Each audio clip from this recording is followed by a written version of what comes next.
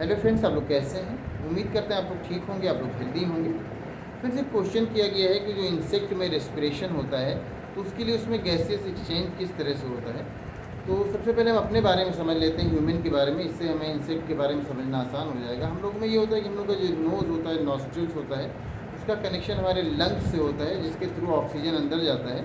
और हमारे लंग्स में जब वो जाता है तो वहाँ पर जो ब्लड होता है उससे ऑक्सीजन मिल जाता है, और वो ब्लड ऑक्सीजन मिला हुआ पूरी बॉडी में सप्लाई कर दिया जाता है, जहाँ पर वो ऑक्सीजन का यूज़ होता है और कार्बन डाइऑक्साइड उसमें से रिलीज़ होता है।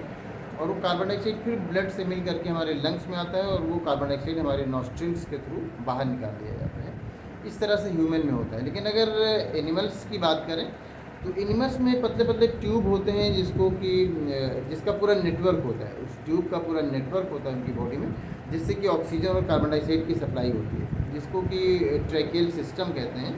तो इसी ट्रैकियल सिस्टम के थ्रू कार्बन डाइऑक्साइड और ऑक्सीजन की सप्लाई होती है। और जिस तरह से हम लोग में नोज़ के थ्रू ऑक्सीजन बॉडी के अंदर जाता है या कार्बन डाइऑक्साइड बॉडी के बाहर निकाल दिया जाता है, तो इसमें जो इंसेक्ट होते हैं उसमें स्पारिकल्स होते हैं, जिनसे कि ये जो ट्रैकियल सिस्टम इसका कनेक्शन होता है और उससे ऑक्सीजन अंदर लिया जाता है और कार्बन डाइऑक्साइड बाहर निकाला जाता है। इससे जो गैसेस एक्सचेंज पॉसिबल होता है, जिस तरह से हम लोग के नॉस्ट्रिल से गैसेस एक्सचेंज हुआ करता है और वो लंग्स तक के पहुंचाता है। तो इस तरह से ये स्पारिकल्स से जुड़ा हुआ होता है, जो इनका इंसेक्ट का ट्रैकियल सिस्टम है, जो जिसका पूरा एक नेटवर्क होता है और जिसमें कि ऑक्सीजन और कार्बन डाइऑक्साइड की सप्लाई होती है।